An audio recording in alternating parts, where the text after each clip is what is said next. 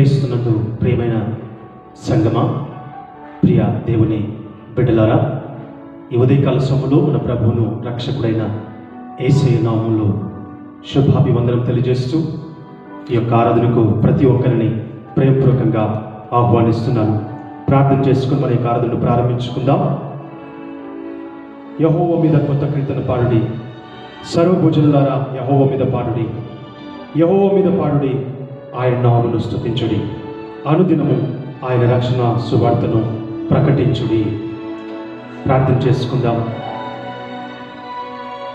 పరిశుద్ధుడా, గొప్ప దేవా, నీ పాదముల కొందరములు స్తోత్రములైన ఇదిగో తండ్రి, సెప్టెంబర్ మాసంలో 2వ ఆదివారమున మీ సన్నిధిలో చేరి మిమ్మల్ని స్తుతించుటకు, ఆరాధించుటకు, కీర్తించుటకు, కొనియాడుటకు తండ్రి మీ సన్నిధిలో చేరి ఉంచుండగా మమ్మల్ని అందరినీ కూడా దీవించి ఆస్వాదించండి.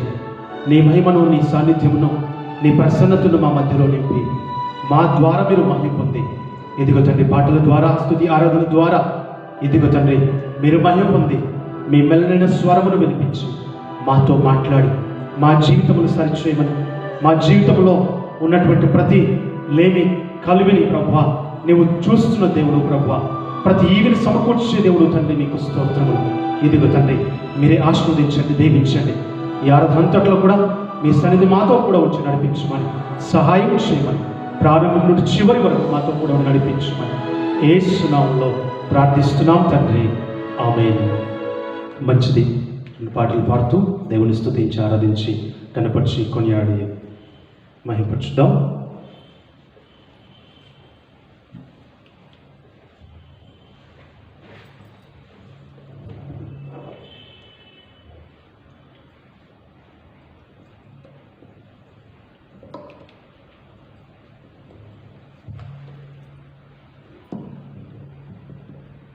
స్తుతి సింహాసనాసీనుడా,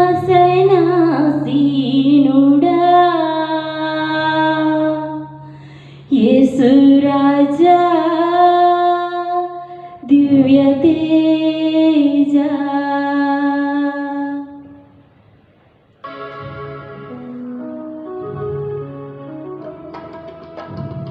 స్తుతి సింహాసనాసీనుడా, యేసు రాజా, దివ్య తేజా, స్తుతి సింహాసనాసీనుడా, యేసు రాజా, దివ్య తేజా.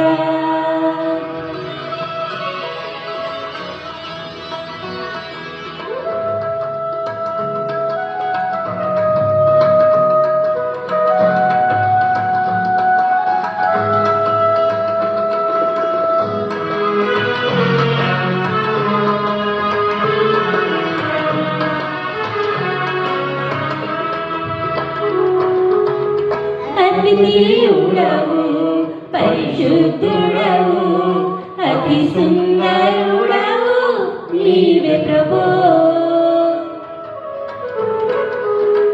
అద్వితీయుడవు, పరిశుద్ధుడవు, అతి సుందరుడవు నీవే ప్రభో.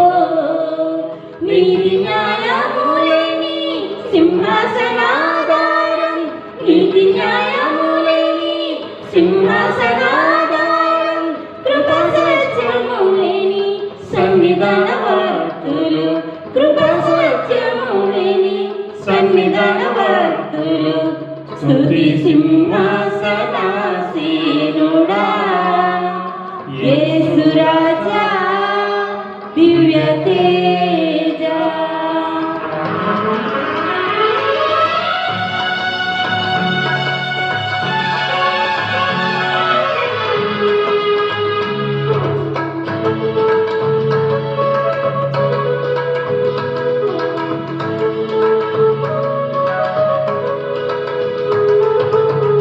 బలియు అర్పణ కోరవు నీవు, బలి అయితివి నా దోషముకై. బలియు అర్పణ కోరవు నీవు, బలి అయితివి నా దోషముకై. నా హృదయమే ప్రియమగువా, నా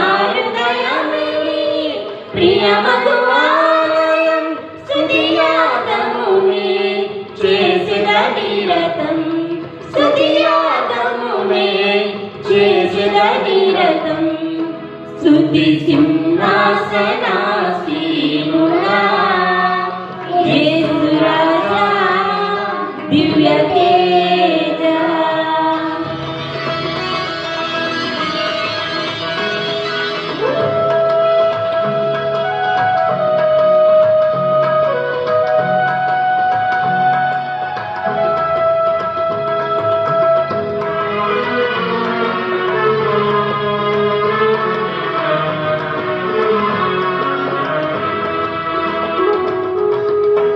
పూరకనులే నింగిలో మ్రోగగా రాజాది రాజా నీవే వచ్చువేళ పూరకనులే నింగిలో మ్రోగగా రాజాది రాజా నీవే వచ్చువేళ సంసిద్ధతతో వెలిగే సీతతో సంసిద్ధతతో వెలిగే సీతతో పెళ్లి కుమారుడా నిన్నెదుర్కొందును పెళ్లి కుమారుడా నిన్నెదుర్కొందును స్తుతి సింహాసనాసీనుడా యేసు రాజా దివ్య తేజ స్తుతి సింహాసనాసీనుడా యేసు రాజా దివ్య తేజ. మరి ఒక పాటను పాడుతూ దేవుని స్తుతించుదాం. ఈ స్థితిలో ఉన్నామంటే, ఇంకా బ్రతికున్నామంటే నీ కృప, నీ కృప, ఇది నీ కృప అనే ఆ పాటను పాడుకుంటూ యేసయ్యను స్తుతించి ఆరాధించి గణపరిచి మహిమపరచుదాం.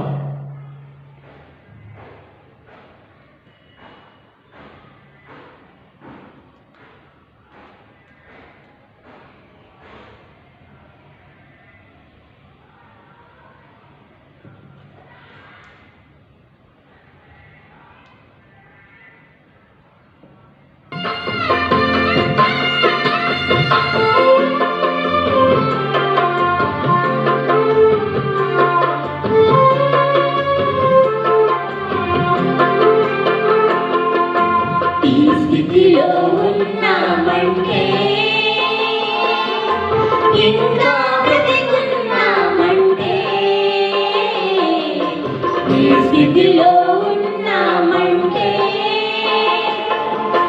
ఇంకా బ్రతికున్నామంటే నీ కృపా నీ కృపా నీ కృపా ఇది నీ కృపా నీ కృపా నీ కృపా నీ కృపా ఇది నీ కృపా ఈ స్థితిలో ఉన్నామంటే ఇంకా బ్రతికున్నామంటే నీ కృపా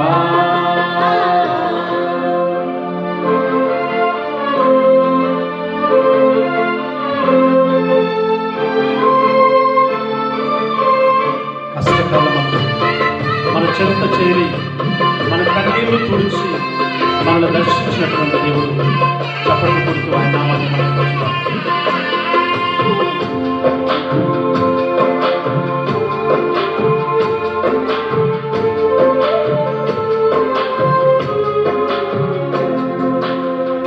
కష్టకాలమందు మా చెంత చేరి కన్నీళ్లు తుడిచి మమ్మాదరించినది ఆమేన్.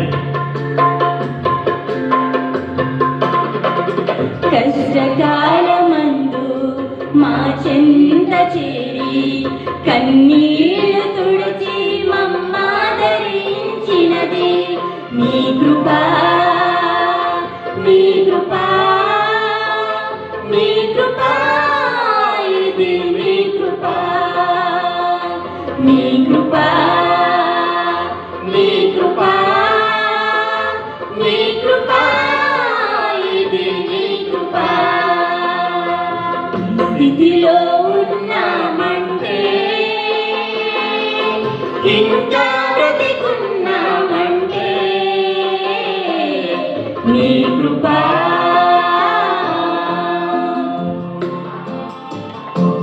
మూర్ఖులైనటువంటి ఈ తరం నుంచి దేవుడు మనల్ని వేరుపరిచి పరలోక పౌరత్వం మనకు అనుగ్రహించాడు.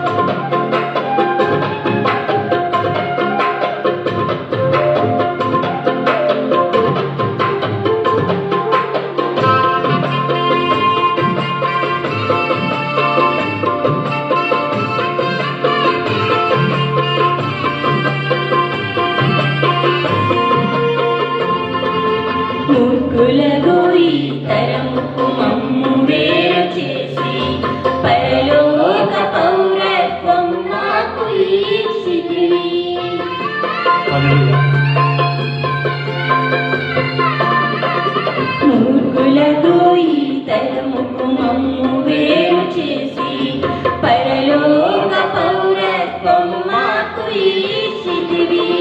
నీ కృపా నీ కృపా నీ కృపా ఇది నీ కృపా నీ కృపా నీ కృపా నీ కృపా ఇది నీ కృపా. ఈ స్థితిలో ఉన్నామంటే ఇంకా బ్రతికున్నామంటే నీ కృపా.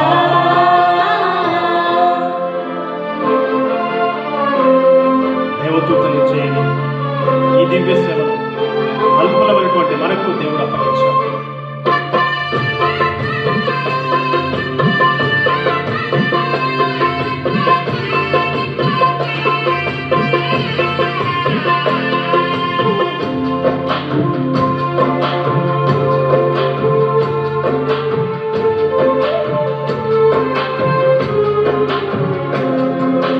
దేవదూతలే చేయని ఈ దివ్య సేవను అల్పులమైన మాకు అప్పగించితివి.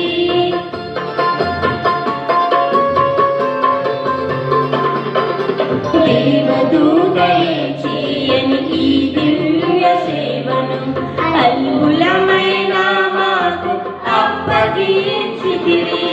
నీ కృపా నీ కృపా నీ కృపా ఇది నీ కృపా నీ కృపా నీ కృపా నీ కృపా ఇది నీ కృపా. ఈ స్థితిలో ఉన్నామంటే ఇంకా బ్రతికున్నామంటే ఈ స్థితిలో ఉన్నామంటే ఇంకా బ్రతికున్నామంటే నీ కృపా నీ కృపా నీ కృపా ఇది నీ కృపా నీ కృపా నీ కృపా నీ కృపా ఇది నీ కృపా. ప్రార్థన చేసుకుందాం. స్తుతి ఆరాధన ప్రార్థన పాస్టర్గా నడిపిస్తాం.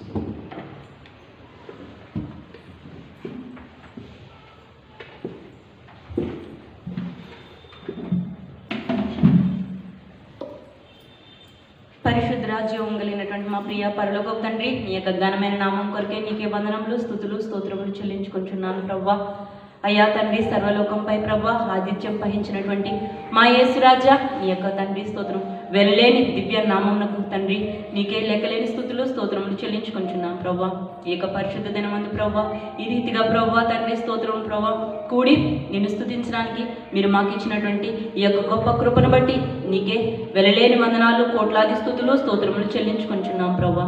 అత్యున్నతమైన సింహాసనంపై ప్రభా అయా తండ్రి పరిశుద్ధులతోనూ భక్తులతోనూ ప్రభా తండ్రి అనునిత్యము ప్రభా పరిశుద్ధుడు పరిశుద్ధుడు పరిశుద్ధుడని గాన ప్రతిగానంతో కీర్తింపబడిచినటువంటి మా యేసు రాజా అయా తండ్రి నీ యొక్క తండ్రి దివ్య నామమును బట్టి తండ్రి నీకే స్తుతులు స్తోత్రములు అర్పించుకుంటున్నాం ప్రభా. అయ్యా మా పాప జీవితాన్ని కడిగి వేయడానికి ప్రవ్వా మా కొరకే ప్రవ్వా సులువుపై మరణం ఉంది. అయ్యా తండ్రి మా పాప జీవితాన్ని అంతటిని నీ వెలలేని తండ్రి విలువైన ప్రశస్తమైన రక్తంతో కడిగి ప్రవ్వా తండ్రి స్తోత్రం మా కొరకు ప్రవ్వా నీవు చేసినటువంటి ఆ త్యాగాన్ని బట్టి ఇంకో ప్రవ్వా తండ్రి స్తోత్రం ప్రవ్వా తండ్రి నీకేమిచ్చి నేను నా తీర్చుకొనగలమయ్యా యేసు నీకే వందనాలు, నీకే స్తుతులు స్తోత్రములు చెల్లించుకుంటున్నాం ప్రభా. ఇంకా మేము బ్రతికున్నామంటే మా మంచితనం కాదు, మా గొప్పతనం కాదు, మా ఉన్నత స్థితి కాదు, మా చదువులు కాదు, మా పదవులు కాదు ప్రభా. కేవలం నీ యొక్క కృప ప్రభా, నీ యొక్క కృప ప్రభా. మా కష్టంలో ఉన్నప్పుడు మా కన్నీటిని తుడిచి ప్రభా మా చెంత నిలిచావు ప్రభా. అయ్యా తండ్రి పాపలోకంలో తండ్రి మమ్మల్ని నుంచి వేరు చేసి ఇంకో ప్రభా పరలోక పౌరత్వాన్ని మీరు మాకు అనుగ్రహింప చేసినందుకు నీకు వందనాలు చెల్లించుకుంటున్నాం ప్రభా. నీ యొక్క తండ్రి దేవదూతలు చేసేటువంటి ఆ గొప్ప సేవను ప్రభా మీరు మాకు తండ్రి అర్పించి నీ ప్రియబిడలుగా మమ్మల్ని స్వీకరించినందుకు నీకే లెక్కలేని స్తుతులు స్తోత్రములు చెల్లించుకుంటున్నాం ప్రభా. అయ్యా తండ్రి స్తోత్రములు. ఒకసారి ప్రభా మా వెనకటి జీవితాన్ని మేము చూసుకున్నట్లయితే దేనికి పనికిరానటువంటి వారం అయ్యా, మంటి వంటి వారము, చెత్త వంటి వారము. అయినప్పటికీ నీ యొక్క తండ్రి మహదైన ప్రేమ చేత, కృప చేత, కనికరం చేత ప్రభా ఇంతవరకు ప్రభా మమ్మల్ని బ్రతికించుకున్నావు, మమ్మల్ని నడిపించుకున్నావు ప్రభా. అందుని బట్టి నీకు లెక్కలేని స్తుతులు స్తోత్రములు చెల్లించుకుంటున్నావు ప్రభా. అయ్యా దేవా స్తోత్రం. ఈ పరిశుద్ధ దినమందు కర్మేల సంఘముగా ప్రభా నీ పాదాల ఎదుకు వచ్చి నిన్ను స్తుతించుకోవడానికి, నిన్ను మహిమపరచుకోవడానికి, ఘనపరచుకోవడానికి, కీర్తించుకోవడానికి, కొనియాడుకోవడానికి ప్రభా మాకు ఇచ్చినటువంటి ఈ గొప్ప ఆధిక్యతను బట్టి, గొప్ప కృపను బట్టి నీకే స్తుతులు స్తోత్రములు అర్పించుకుంటున్నాం ప్రభా. యేసయ్యా తండ్రి స్తోత్రములు ప్రభా. ఒకసారి మమ్మల్ని మీరు జ్ఞాపకం చేసుకొని మనం అడుగుచూ ఉన్నాం ప్రభా. పాటల ద్వారా నేను మహింపరచుకోవడానికి కృపను దయచేశారు ప్రభా. ఇగో వాక్యంలోనికి వెళ్ళనే వచ్చుంటుండగా ప్రభా నీ సేవకుల్ని ప్రభా నీ సన్నిధిలో ఉంచండి ప్రభా, నీ సన్నిధితో నడిపించండి ప్రభా. ఇంకో ప్రభా తండ్రి నీ యొక్క మెలనైన స్వరాన్ని ప్రభా తండ్రి మాట్లాడుచుంటుండగా నీ సన్నిధిని ఆవరించండి. నీ దైవదాసులను వాడుకోనండి, బలంగా వాడుకోనండి, ఏడంతల ఆత్మశక్తితో నిలబెట్టుకుని అయ్యా తండ్రి స్తోత్రం మాకు మా అందరికీ కావాల్సినటువంటి వర్తమానాన్ని అనుగ్రహింపు చేసి నీరు కట్టి ఫలించే రీతిగా మీరు వాడుకుని నడిపించుకోమని అడుగుతున్నాం ప్రభా. వినేటువంటి వాక్యాన్ని మేము వదిలిపెట్టకుండా మా యొక్క హృదయాల్లో ముద్రించుకొని ఈ లోకంలో మేము జీవిస్తున్నంత కాలము వాక్యానుసారంగా నీకు ఇష్టమైనటువంటి రీతిగా ఇష్టమైనటువంటి జీవితాన్ని జీవించి ఆ పరలోక పౌరత్వాన్ని మేము పొందుకునే భాగ్యాన్ని మాకు అనుగ్రహింప చేయమని అడుగుతున్నాం ప్రభా. అయ్యా లోకంలో ఉన్నటువంటి స్థితిగతులను ఒకసారి మీరు జ్ఞాపకం చేసుకోనండి, పరిస్థితులన్నిటినీ మీరు చక్కపరచమని అడుగుతున్నాం ప్రభా. అయ్యా తండ్రి భయాందోళన నుంచి విడుదల దయచేయండి, అయ్యా భయం నుంచి విడుదలను దయచేయండి, ధైర్యపరచండి. అయ్యా మీరు మా చెంత ఉంటే మాలో ఉన్నటువంటి వేదనలు, కష్టాలు, శ్రమలు, శోధనలు అన్నీ తొలగిపోతాయి ప్రభా. మా చెంత ఉండి మీరు మమ్మల్ని నడిపించుకోమని అడుగుచున్నాం ప్రభా. యేసు ప్రభా నీకేమందనాం తండ్రి స్తోత్రములు ప్రభా. ప్రతి ఒక్క బిడ్డను చిన్నవారు మొదలుకొని ప్రతి ఒక్కరిని కూడా పేరు పేరున మీరు దీవించండి, ఆశీర్వదింప చేయమని అడుగుచున్నాం ప్రభా. ఇంకో ప్రభా ప్రతి క్రైస్తవ కుటుంబాన్ని, సంఘాలను ప్రభా, కాపరులను ప్రభా, విశ్వాసులను మీరే దీవించండి, ఆశీర్వదింపచేయండి. పరిపాలిస్తున్నటువంటి నాయకులను మీరు జ్ఞాపకం చేసుకోండి. నీ చక్కటి దైవ జ్ఞానం చేత ప్రభా తండ్రి ఏ రీతిగా పరిపాలించారో మీరే నడిపించుకోనండి. ప్రపంచ పరిస్థితులన్నిటినీ మీరు చక్కపరచమని, ప్రపంచ దేశాలన్నిటిపై నీ కరుణని చూపించమని, నీ కనికరాన్ని దయచేయమని అయ్యా త్వరితంగా ప్రభా ఆ భయంకరమైనటువంటి తండ్రి స్తోత్రం వ్యాధి నుంచి విడుదల దయచేయమని. ఎంతమంది అయితే దాంతో ప్రభా వ్యాధితో ప్రభా బాధపడుతున్నారు వారందరికీ నెమ్మదిని, శాంతిని, నీ యొక్క గొప్ప స్వస్థతను దయచేసి నీ యొక్క కృపలో ప్రతి బిడ్డతో మీరు ఉండమని అడుగుచున్నాం ప్రభా. అనారోగ్యంతో ఉన్నటువంటి ప్రతి బిడ్డని మీరు ముట్టండి, సంపూర్ణ స్వస్థతను దయచేయండి, ఆరోగ్యంను దయచేయండి. యెహోవా రాఫాను స్వస్థపరిచే దేవుడు అయ్యా, నువ్వు చూస్తున్న దేవుడు అయ్యా. ప్రతి పరిస్థితిని ప్రభా మీరు చక్కపరచమని అడుగుతున్నాం దేవా. త్వరితంగా ఆ యొక్క వ్యాక్సిన్ రిలీజ్ కావడానికి అయా తండ్రి మీరే సహాయం దయచేయమని, నీ దైవ విజ్ఞానాన్ని దయచేసి అయా తండ్రి ప్రాసెస్ జరుగుతుండగా త్వరితంగా అది ప్రభా తండ్రి రిలీజ్ కావడానికి తండ్రి సంపూర్తిగా ఈ యొక్క తండ్రి రోగం నుంచి, వ్యాధి నుంచి తండ్రి విడుదల దయచేయమని. నీ ఒక్కడివే దానికి సమర్థుడవు కనుక నీవే ఈ గొప్ప కార్యాన్ని జరిగించి మహింపరచగలను కనుక నమ్ముచు ఈ కొద్ది ఆరాధన తండ్రి సమస్తాన్ని నీకు అడిగి తండ్రి పొంది ఉన్నామని అడుగుచున్నాము తండ్రి, ఆమేన్.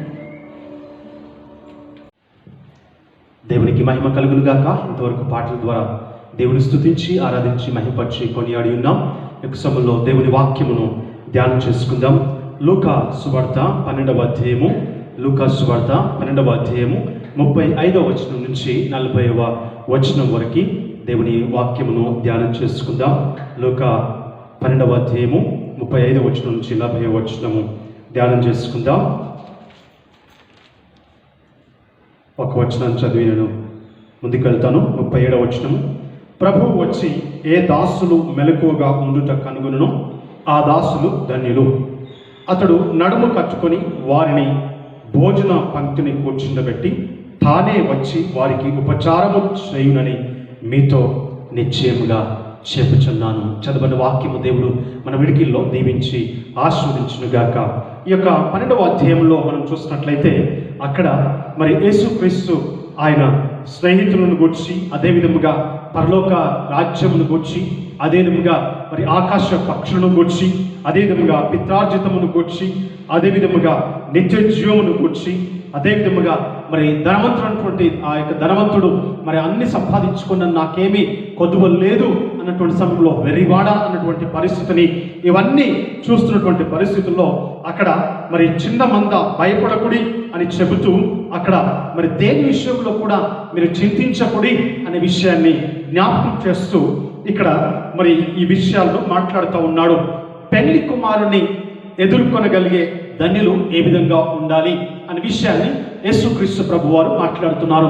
పెళ్లి కుమారుని ఎదుర్కొనగలిగే ధన్యులు ఏ విధంగా సిద్ధపడాలి, ఏ విధంగా తయారవ్వాలి, ఏ విధముగా సిద్ధపడాలి అనే విషయాన్ని ఇక్కడ యేసుక్రీస్తు ప్రభు వారు తన శిష్యులతోనూ అదే విధంగా తను వెంబడించినటువంటి వారితోనూ ఆయన మాట్లాడుతున్నటువంటి విషయాలను మనం ఇక్కడ చూస్తూ ఉన్నాం.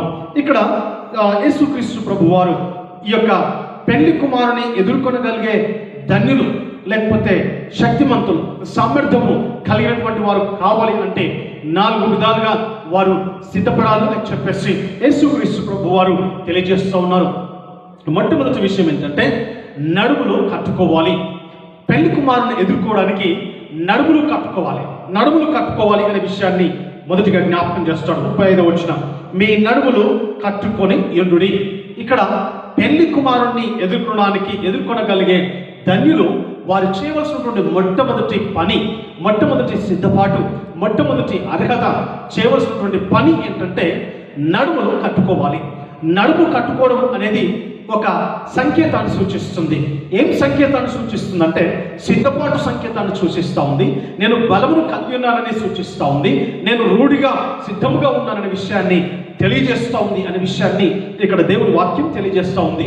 అనగా ఇక్కడ మరి నడుములు కట్టుకోవాలి అనే విషయము యేసుక్రీస్తు ప్రభువారు మత్తయి సువార్త 25వ అధ్యాయము 1 నుంచి 11 వచనాల్లో అక్కడ బుద్ధి కలిగినటువంటి కన్యకలు, బుద్ధి లేనటువంటి కన్యకల గురించి మాట్లాడుతున్నటువంటి సందర్భంలో బుద్ధి కలిగినటువంటి కన్యకలు వారు నడుములు కట్టుకొని వారు చక్కగా సిద్ధులను నూనె పోసుకొని దివిటీలు వెలిగించుకుంటూ పెళ్లి కుమారుని కోసము ఎదురు చూసినటువంటి పరిస్థితిని యేసుక్రీస్తు ప్రభు వారు జ్ఞాపకం చేస్తారు.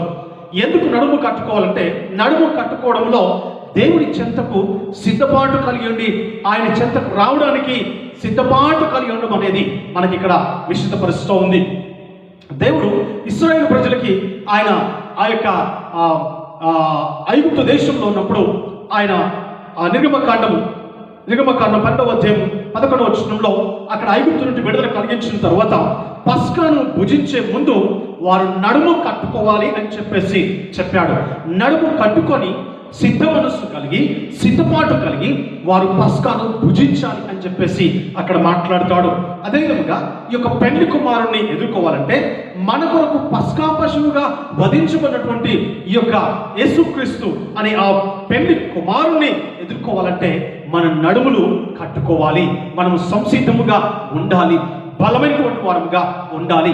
ఆత్మీయ వస్త్రములు బలమైనవిగా ఉన్నవి అనే విషయాన్ని మనము మరి రూఢిపరచుకోవాలని చెప్పేసి దేవుడు వాక్యం సెలవిస్తూ ఉంది.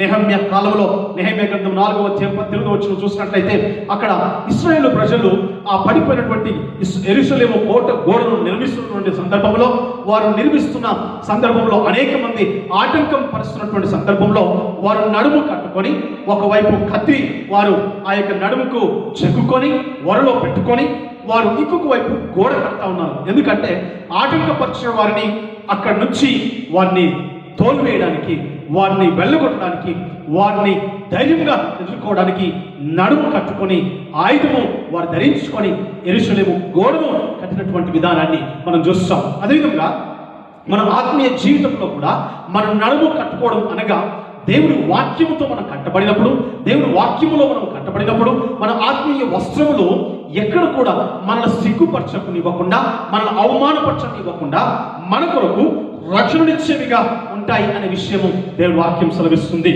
సామెతల గ్రంథము 31వ వచనము 17వ వచనం చూసినట్లయితే, ఆమె నడికట్టు చేత నడుము బలపరుచుకొని చేతులతో బలముగా పనిచేయును. ఇక్కడ ఒక స్త్రీ యజమానురాలు తన ఇంటి కొరకు, తన భర్త కొరకు, తన పిల్లల కొరకు, తన యొక్క కుటుంబం కొరకు ఆమె నడికట్టు చేత నడుము బలపరుచుకుంటుంది. బాగా బలంగా కట్టుకొని ఆమె చాలా చీకటిగా ఉండగానే లేచి ఆమె బలపరుచుకొని చేతులతో బలంగా పనిచేస్తుంది. అందుకే పొలాల్లో పనిచేసే వారిని మనం చూస్తాం, వారు నడుము కట్టుకొని నాట్లు వేస్తూ ఉంటారు, పనిచేస్తూ ఉంటారు. అదేవిధంగా యుద్ధంలో వారు పోరాడేవారు గట్టిగా వారు నడుముకు దట్టిని కట్టుకుంటారు, బెల్టును పెట్టుకుంటారు. అనగా వారు ఎక్కడ కూడా ఆటంకము కలిగించకుండా, వారి యొక్క పోరాటంలో ఆటంకము లేకుండా నడుము కట్టుకొని వారు ముందుకు కొనసాగుతారు. అందుకే మరి యెషయా గ్రంథంలో 11వ అధ్యాయం 5వ వచనంలో అక్కడ యేసుక్రీస్తుని గురించి యెషయా ప్రవక్త ప్రవచిస్తాడు. అతని నడుమునకు నీతియు, అతని తుంట్లకు సత్యమును నడికట్టుగా ఉండును. అనగా నడుముకు నీతి సత్యం అనేది మనము ధరించినప్పుడు జయించగలుగుతాం. ఎప్పుడైతే మన నడుముకు నీతిని సత్యమును ధరిస్తామో దాని ద్వారా జయమును పొందుకుంటాం. పెళ్లి కుమారుని ఎదుర్కొనగలిగే ఆ ధన్యత్వం, ఆ శ్రేష్టత్వం, ఆ యొక్క విధానము మనం సంపాదించుకుంటాం. అందుకే యేసుక్రీస్తు ప్రభువారు ఆయన శిష్యుల పాదాలు కడిగినప్పుడు ఒక తువాలు తీసుకొని ఆయన నడుముకు కట్టుకొని వారి పాదములు కడిగి తర్వాత వారి పాదములు తుడిచాడు. అదే ప్రభు అంటున్నాడు, అదే దేవుడు అంటున్నాడు. చూడండి, ప్రభువు వచ్చి ఏ దాసులు మెలకువగా ఉండటం కనుగొనో ఆ దాసులు ధన్యులు. అతడు నడుము కట్టుకొని వారిని భోజన పంక్తిని కూర్చుండబెట్టి తానే వచ్చి వారికి ఉపచారం చేయనని మీతో నిశ్చయముగా చెప్పుచున్నాను. ఆయనే మరల నడుము కట్టుకొని నేను మీ యొక్క తలుపు ఎదురు తట్టుచున్నాను, ఎవరైనా నా స్వరము విని తలుపు తీసుకున్నాను, నేను అతనితో కూడా కలిసి సహవాసం చేస్తాం, భోజనం చేస్తామని చెప్పేసి ప్రకటన గ్రంథం 3వ అధ్యాయంలో తెలియజేస్తాడు. ప్రియమైన బిడ్డలారా, ఇక్కడ మరి పెళ్లి కుమారుని ఎదుర్కొనగలిగే ధన్యులు చేస్తున్న మొట్టమొదటి పని ఏంటంటే నడుములు కట్టుకోవాలి. నడుములు కట్టుకొని ముందుకు కొనసాగాలి. అందుకే పౌలు అంటాడు ఎఫెసీ పత్రిక 4వ అధ్యాయం 14వ వచనంలో, అనగా ఏలగనగా మీ నడుమునకు సత్యమును దట్టి కట్టుకొని నీతియును మైమర్పు తొడుక్కొని దుష్టిని జయించుటకు శక్తిమంతులుగా ఉండమని చెబుతాడు. ఆమె ఎందుకు నడుము కట్టుకోవాలంటే, ఇక్కడ సత్యం అనే దట్టిని నడుము ఎందుకు కట్టుకోవాలి అనగా, ఇక్కడ మరి నీతి అనే మైమరువు ఎందుకు తొడుక్కోవాలంటే దుష్టిని జయించడానికి, దుష్టుని చేతిలో పడకుండా దుష్టుని జయించి శక్తివంతులుగా దేవుని ఎదుట నిలబడడానికి మనము ఈ యొక్క నడుము కట్టుకోవాలి. The word of God is the centre of your waste. దేవుడి వాక్యమే మన నడుముకి కేంద్రీకరణగా ఉండాలి. దేవుడి వాక్యమే మనకు నడికట్టుగా ఉండాలి, నడికట్టుగా కంకణంగా ఉండాలని దేవుడి వాక్యం సెలవిస్తోంది. అందుకే పేతురు అంటాడు, 1 పేతురు పత్రిక 1వ అధ్యాయం 13వ వచనం అంటాడు, మీ మనస్సు అను నడుము కట్టుకొని నిర్భరమైన బుద్ధి గలవారై యేసుక్రీస్తు ప్రత్యక్షమైనప్పుడు మీకు తేబడు కృప విషయమై సంపూర్ణ నిరీక్షణ కలిగి ఉండుడి. ఆమేన్. ఇక్కడ పెళ్లి కుమారుని ఎదుర్కొనగలిగే ధన్యులు చేయాల్సినటువంటి పని ఏంటంటే మనస్సు అనే నడుముకు కట్టుకోవాలి. మనస్సు అనే నడుము జారిపోయే ప్రమాదం ఉంది. మనస్సు ఏ బజార్లో జారిపోయే ప్రమాదం ఉంది. మనస్సు ఎక్కడో జారిపోయే ప్రమాదం ఉంది. మనస్సు ధనం విషయంలో జారిపోయే ప్రమాదం ఉంది. మనస్సు ఎక్కడో ఒక చోట ప్రమాదంలో జారిపోయే ప్రమాదం ఉంది. కాబట్టి మీ మనస్సు అనే నడుమును కట్టుకొని సత్యం అనే ఇక్కడ దట్టి కట్టుకొని నిర్భరమైన బుద్ధి గలవారై యేసుక్రీస్తు ప్రత్యక్షమైనప్పుడు మీకు తేబడు కృప విషయమై సంపూర్ణ నిరీక్షణ కలిగి ఉండాలని పేతురు చెప్తా ఉన్నాడు. ప్రేమదేవుని బిడ్డలారా, ఎందుకు నడుము కట్టుకోవాలంటే బలంగా నీవు పనిచేయడానికి, ఈ భూమి మీద నువ్వు ఏ పని చేస్తున్నావు ఆ పనిని నువ్వు బలంగా చేయాలంటే, విజయవంతంగా చేయాలంటే నీ నడుము కట్టుకోవాలి, బలంగా నువ్వు పని చేయాలి అని దేవుడు కోరుతూ ఉన్నాడు.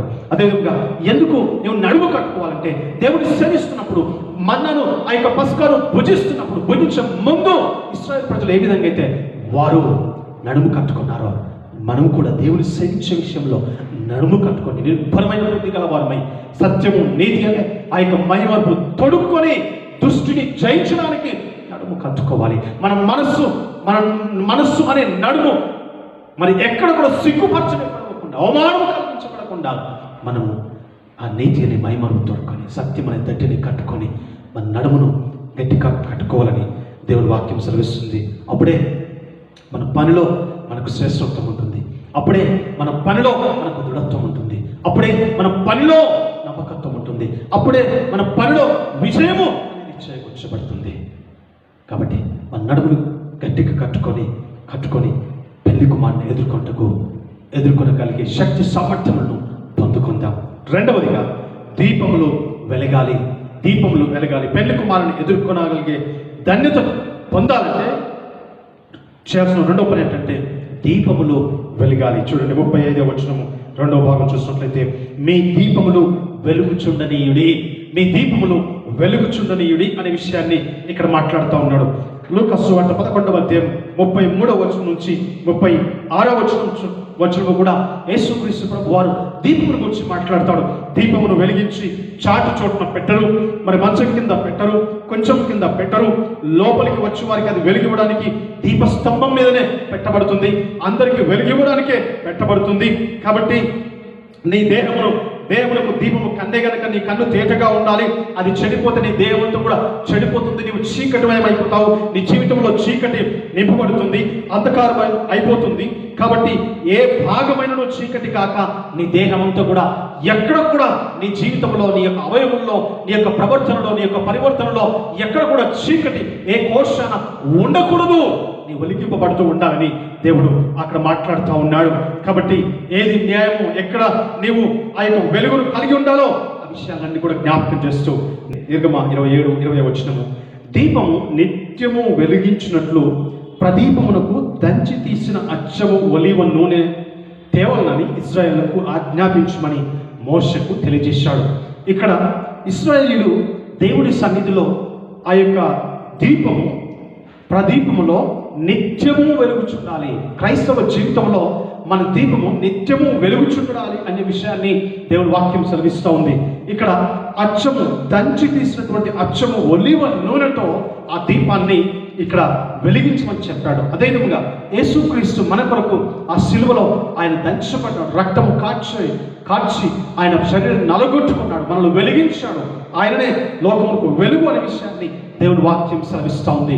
కాబట్టి మన జీవితంలో మరి వెలిగింపబడుతూ ఉండాలి అనే విషయాన్ని ఎప్పుడైతే మనం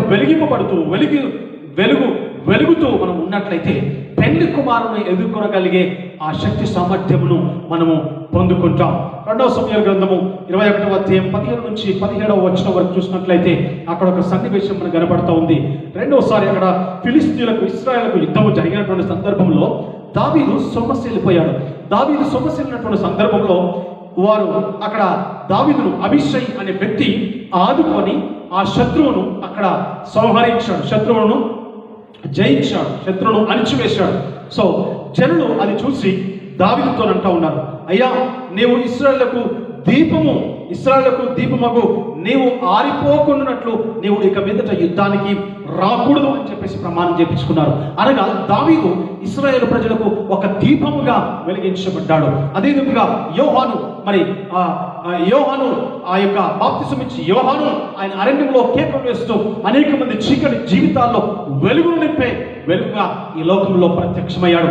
అదేవిధంగా యేసుక్రీస్తు ఈ లోకం అంతటికి కూడా ఆయన వెలుగై ఉన్నటువంటి దేవుడు అనే విషయము దేవుని వాక్యం సెలవిస్తుంది.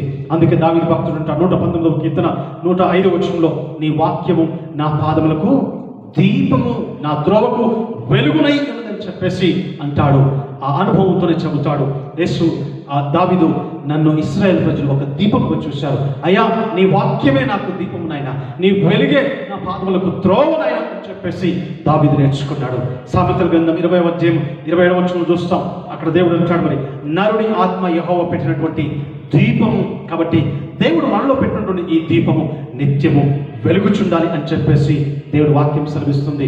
మత్తయి సువార్త 5వ అధ్యాయము 15-16 వచనాలు అంటాడు, నీ వెలుగు చీకట్లో ఉండకూడదు, అందరికీ అది వెలిగివ్వాలి అని చెప్పేసి, అది వెలిగించాలి, అందులో సత్క్రియలు కనబడాలని చెప్పేసి అంటాడు. కాబట్టి మన వెలుగులో సత్క్రియలు కనబడాలి, మన దీపములో అందరికీ వెలుతురుని ఇవ్వాలి, మన దీపము అందరిని వెలిగించేదిగా ఉండాలి. మనం వెలిగింపబడుతున్నప్పుడు ఇతరులను వెలిగించగలిగే ఆ యొక్క గొప్ప అర్హతను మన జీవితాల్లో సంపాదించుకుంటాం.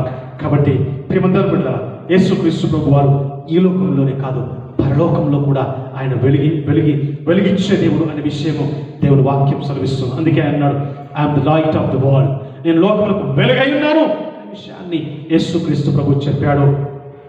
ప్రకటన గ్రంథం 21వ అధ్యాయం 23వ వచనం చూసినట్లయితే, ప్రకటన 21-23వ వచనం చూసినట్లయితే, ఆ పరలోక పట్టణంలో ప్రకాశించుటకై సూర్యుడైనను చంద్రుడైనను దానికి అక్కరలేదు, దేవుని మహిమయే దానిలో ప్రకాశించుచున్నది, గొర్రె పిల్లయే దానికి దీపము. ఆ పరలోక పట్టణంలో సూర్యుడు చంద్రుడు ఏ వెలుతురు ఏ లైట్ కూడా దేవుని మహిమయే అక్కడ వెలుతురు కనబడతా ఉంది. అదే విధముగా అక్కడ మరి యేసుక్రీస్తే దేవుని గొర్రె పిల్లయే దీపముగా నీ కొరకు నా కొరకు ఆయన ఈ లోకానికి వచ్చినట్లుగా, అదేవిధంగా పరలోకంలో కూడా నీ కొరకు నా కొరకు నిత్యం వెలిగింపబడే దీపంగా ఉన్నాడు. ప్రియమైన దేవుని బిడ్డలారా, జ్ఞాపకం చేసుకుందాం. ఒక గొప్ప భక్తుడు అన్నాడు, భూమి మీద కరెంట్ అయినా పోతుందేమో కానీ క్రైస్తవంలో ఈ యొక్క దీపము అనేది ఆరిపోదు, అది నిత్యము వెలిగించబడుతూ ఉంటుందని చెప్పాడు. కాబట్టి యేసుక్రీస్తు చీకట్లో ఉన్నటువంటి మన జీవితాలను ఆయన వెలిగించుటకు ఈ లోకంలోనికి వచ్చి తన శరీరాన్ని మరి నలుగొచ్చుకొని నీ కొరకు నా కొరకు ఆయన చీకట్లో నుండి చీకటిని తీసివేసి నిత్య వెలుగులోనికి నడిపించాడు, నిజమైనటువంటి వెలుగులోనికి నడిపించాడు. కాబట్టి ప్రియమందిరాన్ని పట్ల జ్ఞాపకం చేసుకుందాం. ఈ యొక్క వెలుగు అనేది మన జీవితాలను అక్షము మరి దంచి తీసుకున్నటువంటి ఒలివ నూనె ఏం చేస్తుందంటే దేవుని కొరకు ప్రదీపం మీద దీపం వెలిగిస్తూ ఉంది. అదేవిధంగా మనం వెలిగింపబడుతూ వెలుగును కలిగి జీవిస్తున్నప్పుడు దేవుని కొరకు మనం వెలిగించబడతాం, అనేకులను వెలిగిస్తాం అనే విషయాన్ని జ్ఞాపకం చేసుకుంటాం. దావీదు ఆయన ఇశ్రాయేలు ప్రజలకు ఒక దీపముగా ఉన్నాడని ఇశ్రాయేలు ప్రజలు గుర్తించారు. యోహాను, బాప్తిసం ఇచ్చే యోహాను, ఆయన అనేకులకు వెలుగును పంచడానికి వచ్చినటువంటి భక్తునిగా ప్రవక్తగా వచ్చాడని జనులు గ్రహించారు. అదేవిధంగా యేసుక్రీస్తు మనందరి కొరకు ఆయన నిజమైన వెలుగుగా లోకానికి వచ్చాడు, మనల్ని వెలిగించాడు. కాబట్టి ఇంకా మనలో చీకటి ఉన్నట్లయితే, ఎక్కడైనా చీకటి ఉన్నట్లయితే దాన్ని తీసివేసుకొని వెలుగులో క్రీస్తు కొరకు జీవించుదాం. ఆ పెళ్లి కుమారుని ఎదుర్కొనగలిగే శక్తి సామర్థ్యములను సంపాదించుకుందాం.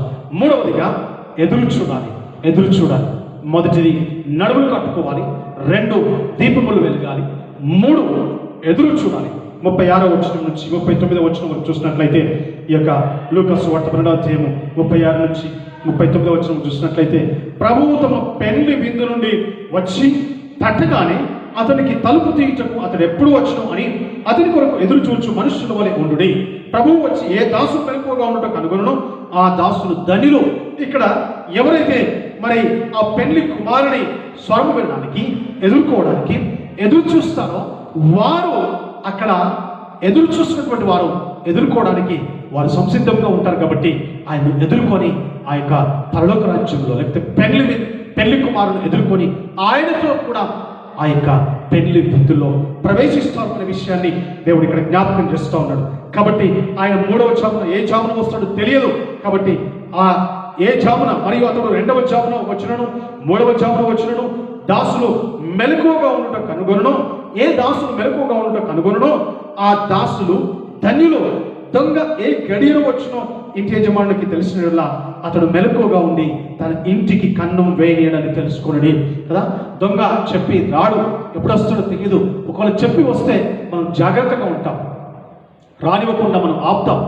ఇక్కడ యేసుక్రీస్తు యొక్క రాకడ, పెళ్లి కుమారుని యొక్క రాకడ, పెళ్లి కుమారుని యొక్క ప్రవేశం, పెళ్లి కుమారుని యొక్క ఆ యొక్క మరి దర్శనం, ఆ యొక్క పెళ్లి కుమారుని యొక్క మరి రాక ఏ విధంగా ఉంటుందంటే అది 2వ జామున ఉంటుందో 3వ జామున ఉంటుందో తెలియదు. కానీ నువ్వు సిద్ధంగా ఉన్నట్లయితే, ఎదురు చూస్తున్నట్లయితే నువ్వు ఎదుర్కొనగలుగుతావు.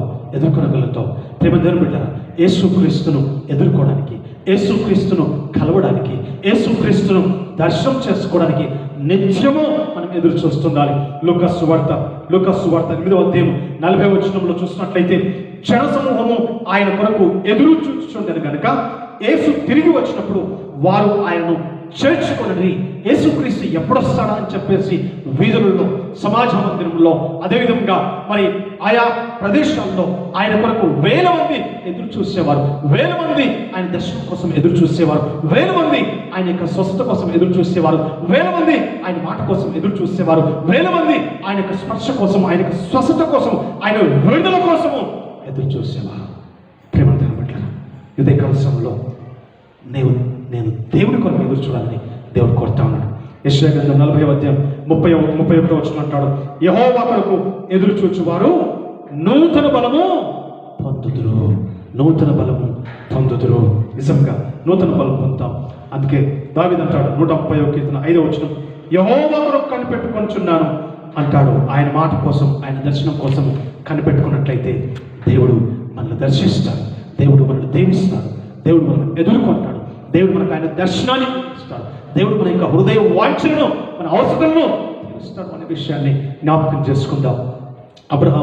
అబ్రహాము ఆయన పునాదులు గల పట్టణం కోసం ఎదురు చూశాడు. ఎబ్రీ పత్రిక 11:10 చూసినట్లయితే అబ్రహాము పునాదులు గల పట్టణం కోసం ఎదురు చూశాడు, సంతానం కోసం ఎదురు చూశాడు, శ్రేష్టమైనటువంటి స్పష్టమైనటువంటి భవిష్యత్తు కోసం ఎదురు చూశాడు. ప్రేమతో బిడ్డలారా, మనం కూడా దేవుని సన్నిధిలో కనిపెడుతున్నప్పుడు, దేవుని కొరకు ఎదురు చూసినప్పుడు, పెళ్లి కుమారుని కొరకు ఎదురు చూసినప్పుడు, మన యొక్క ఆత్మీయ విశ్వాస జీవితంలో యేసుక్రీస్తు రక్షకుని కొరకు మనం ఎదురు చూస్తున్నప్పుడు, ఆయన చిత్తము కోసము, ఆయన ప్రణాళిక కోసము కనిపెడుతూ ఎదురు చూస్తున్నప్పుడు అబ్రహాముకు స్పష్టంగా తెలియజేసినటువంటి చిత్తాన్ని మన జీవితంలో కూడా ఆయన బయలుపరుస్తాడు.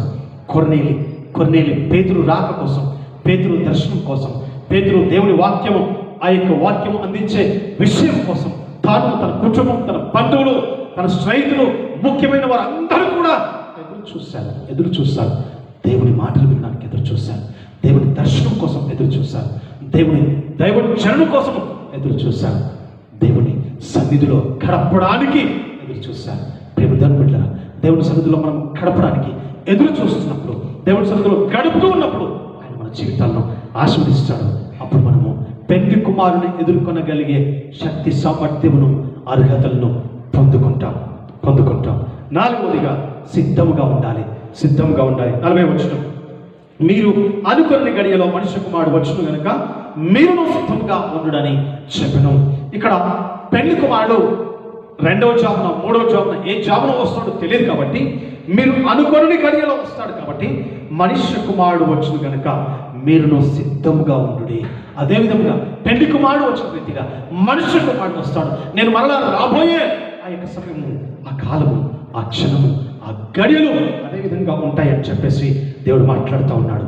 ప్రియమైన బిడ్డలారా, దేవుని సన్నిధిలో గడపడానికి, దేవుని దర్శనం పొందుకోవడానికి, దేవుని ఆశీర్వాదం పొందుకోవడానికి సంసిద్ధత మనలో ఉండాలి, సిద్ధపాటు మనలో ఉండాలి. ఎజ్రా 10:11 అంటాడు, ఇశ్రాయేలు ప్రజలతో ఎజ్రా అంటాడు, మీరు దేవునికి వ్యతిరేకంగా చేసినటువంటి పాపాన్ని, ఆ యొక్క దోషమును, అపరాధములను మీరు కడివేసుకోండి అని చెప్పేసి దేవుడు అక్కడ జ్ఞాపకం చేస్తాడు. ప్రియమైన బిడ్డలారా, నిజంగా దేవుణ్ణి సన్నిధిలో సిద్ధపడడానికి మన మనస్సులను సిద్ధపరచుకోవాలి, అనంతరంగాన్ని సిద్ధపరచుకోవాలి అనే విషయాన్ని జ్ఞాపకం చేసుకుందాం. ఆమోసు 4:12 అంటాడు, ఇశ్రాయేలీయులారా మీ దేవుని సన్నిధిని కనబడటానికి సిద్ధపడండి అని చెప్పేసి ప్రయత్నిస్తాం. దేవుని సన్నిధిలో కనబడడానికి ఎంతగా సిద్ధపడుతున్నావు? దేవుని సన్నిధిలో కనబడడానికి ఎంతగా నీవు సంసిద్ధతతో ఆయన సన్నిధిలో కనబడుతున్నావో ఒక్కసారి జ్ఞాపకం చేసుకో. మత్తయి సువార్త 25:10 పెళ్లి విందుకు సిద్ధపడినటువంటి వారు పెళ్లి కుమారునితో పెళ్లి విందులోనికి వెళ్ళిపోయారు. కానీ ఆ సిద్ధంలో దీపము ఆర్పినటువంటి వారు, నడుములు కట్టుకున్నటువంటి వారు, సిద్ధపాటు లేనటువంటి వారు, సిద్ధముగా లేనటువంటి వారు, ఎదురు చూడనటువంటి వారు విడవబడ్డారు. అయ్యా మాకు తలుపు తీయండి అని చెప్పేసి గగ్గోన మీరెవరో నాకు తెలియదని చెప్పేసి చెప్పాడు. ప్రేమ దేవుని బిడ్డలారా, జ్ఞాపకం చేసుకుందాం. కాబట్టి దేవుని సన్నిధిలో మనం గడిపే విషయంలో, దేవుని కొరకు జీవించే విషయంలో సిద్ధపాటు హృదయాన్ని, మనస్సును కలిగి ఉండి దేవుని వెంబడించాలి. 1 పేతురు పత్రిక 3:19-20 మనం చూసినట్లయితే అక్కడ దేవుని దీర్ఘశాంతం ఇంకా కనిపెట్టుచుండినప్పుడు పూర్వము నోవాహు దినములలో ఓడ సిద్ధపరచబడుచుండగా అవిధేయులైన వారి యొద్దకు అనగా చెరలో ఉన్న ఆత్మల యొద్దకు ఆయన ఆత్మరూపిగానే వెళ్ళి వారికి ప్రకటించను. ఆ ఓడలో కొందరు అనగా 8 మంది నీతి ద్వారా రక్షణ పొందారు. ఆమేన్. ఇక్కడ సిద్ధపడినటువంటి నోవహు కాలంలో జలప్రలయం సంభవిస్తున్నటువంటి ఆ యొక్క దేవుని తీర్పు విడుదల అయినటువంటి సందర్భంలో దేవుడే ఆయన దీర్ఘశాంతమును చూపించడానికి ఆయన కొరకు కనిపెట్టుకొని ఉండమని చెప్పినప్పుడు, సిద్ధముగా ఉండమని చెప్పినప్పుడు నోవహు కుటుంబము తప్ప సర్వ ప్రపంచము వారి సకల వైభోగములతో, పాపములతో, శాపములతో, చీకటిలో, భయంకరం నుండి మరి కూపములో మునిగినప్పుడు దేవుడు 8 మందిని రక్షించాడు. సిద్ధపడిన వారిని రక్షించాడు. ప్రేమంతారు బిడ్డ, ఓడ సిద్ధపరుస్తుండగా అవిధేయుల అయిన వారి యొద్దకు అనగా చెరలో ఉన్నటువంటి వారు, ఇంకా చెరలో ఉన్నట్లయితే, ఇంకా అవిధేయతలో ఉన్నట్లయితే, ఇంకా చీకట్లో ఉన్నట్లయితే ఆయన ఆత్మల యొద్దకు ఆత్మ రూపిగానే వచ్చాడు. యేసుక్రీస్తు ఆయన సంపూర్ణమైన దేవుడు, సంపూర్ణమైన మానవుడిగా ఆయన ఆత్మ రూపిగా నీ కొరకు నా కొరకు ఈ లోకంలో ఆయన పసిబాలునిగా జన్మించి మన కొరకు ఆయన నలుగుబట్టబడ్డాడు, శ్రమలు అనుభవించాడు. కారణం నిన్ను నన్ను దేవుని సన్నిధికి, దేవుని తండ్రి సన్నిధికి తీసుకురావడానికి, సిద్ధం చేయడానికి తను తాను నలుగొట్టుకున్నాడు. ఉదయకాల సమయంలో జ్ఞాపకం చేసుకుందాం. ఏ విధంగా దేవుని సన్నిధిలో సిద్ధపడుతున్నాం, ఏ విధంగా దేవుని రాజ్యం కోసం సిద్ధపడుతున్నాం, నీ పనిలో సిద్ధపడటం ఏ విధంగా ఉంది, నీ ఉద్యోగంలో సిద్ధపడటం ఏ విధంగా ఉంది, దేవుని కొరకు జీవించే విధానంలో సిద్ధపడటం ఏ విధంగా ఉందో ఒక్కసారి జ్ఞాపకం చేసుకుందాం. ఒకసారి ఇటలీ దేశంలో ఒక చక్కటి ఉద్యానవనంలో ఒక వ్యక్తి కుటుంబంతో దర్శించడానికి వెళ్ళి ఆ ఉద్యానవనం అంతా కూడా చూస్తూ ఉన్నాడు. ఆ గార్డెన్ అంతా కూడా చూస్తూ ఉన్నాడు. చూస్తూ ఆ తోటమాల దగ్గరికి వచ్చి, అయ్యా ఈ గార్డెన్ చాలా చక్కగా ఉంది, మీ యొక్క యజమాని ఎక్కడ ఉంటాడు, అతని పేరేంటి అని చెప్పినప్పుడు అతడు ఫలానా అని చెప్పాడు. చెప్పిన తర్వాత మీ యొక్క యజమానుడు ఎప్పుడు ఇక్కడికి వస్తుంటాడు, రోజు వస్తుంటాడా అని అడిగాడు. అడిగినప్పుడు ఆ యొక్క గార్డెనర్ చెప్తా ఉన్నాడు, మా యజమానుడు ఈ దేశంలో ఉండడు, వేరే దేశంలో ఉంటాడు, ఆయన ఇప్పుడు రాడు, ఆయన వస్తాడు, ఎప్పుడు వస్తాడో తెలియదు అని చెప్తాడు. చెప్పిన తర్వాత ఎప్పుడు వచ్చాడు అంతకు ముందు అని అడిగాడు. అడిగినప్పుడు 25 సంవత్సరాల క్రితం వచ్చాడు, 25 సంవత్సరాల క్రితం వచ్చాడని చెప్పాడు. చెప్పిన తర్వాత ఆశ్చర్యం అనిపించింది. ఏమైనా ఉత్తరాలు రాస్తుంటాడా? రాయడు. ఏమైనా ఫోన్లు చేస్తుంటాడా? చేయడు. ఏమైనా మెసేజ్లు పంపిస్తాడా? పంపించడు. కానీ చూస్తుంటే మీ యజమానుడు ఈ రోజే వస్తాడేమో అన్నట్లుగా, రేపే వస్తాడేమో అన్నట్లుగా నీ తోటను, ఈ గార్డెన్ను ఎంత చక్కగా నువ్వు భద్రంగా నువ్వు కాపాడుతున్నావయ్యా అని అభినందించినప్పుడు ఆ తోటమాలి అన్నాడు, గార్డెనర్ అన్నాడు, అయ్యా రేపు కాదయ్యా, ఈ రోజే, ఇప్పుడే వస్తాడేమో నా యజమానుడు. అందుకోసానికి నేను ప్రతి క్షణము నా యజమానుడు ఈ క్షణమే వస్తాడు అని ఆ విశ్వాసంతో, నమ్మకంతో, ధైర్యంతో ఈ తోటను జాగ్రత్తగా కాస్తున్నానని చెప్తాడు. ప్రేమంతారు బిడ్డ, యేసుక్రీస్తు అక్కడ ఏ క్షణమో, ఏ ఘడియో, ఏ క్షణమో తెలియదు. కాబట్టి మనల్ని మనం సిద్ధపడదాం. ప్రకటన గ్రంథం 19వ అధ్యాయం 7వ వచనం అంటాడు, సిద్ధపడిన వధువు గొర్రెపిల్ల వివాహోత్సవ సమయంలో పెళ్లి కుమారుడు చూసి వధువు సిద్ధపరచుకున్నది, మనమును పెళ్లి కుమారుడును సంతోషపడి ఉత్సహించి ఆయనను మహిమపరుస్తాము అనే విషయాన్ని చూస్తాం. కాబట్టి ఎవరైతే నడుము కట్టుకుంటారో, ఎవరైతే దీపాలు వెలిగిస్తారో, ఎవరైతే ఆయన కొరకు ఎదురు చూస్తారో, ఎవరైతే సిద్ధముగా ఉంటారో వారు పెళ్లి కుమారుని ఎదుర్కొనగలిగే ధన్యత్వాన్ని పొందుకుంటారు. పెళ్లి కుమారుని ఏ విధంగా ఎదుర్కోవాలో సిద్ధపడతారు.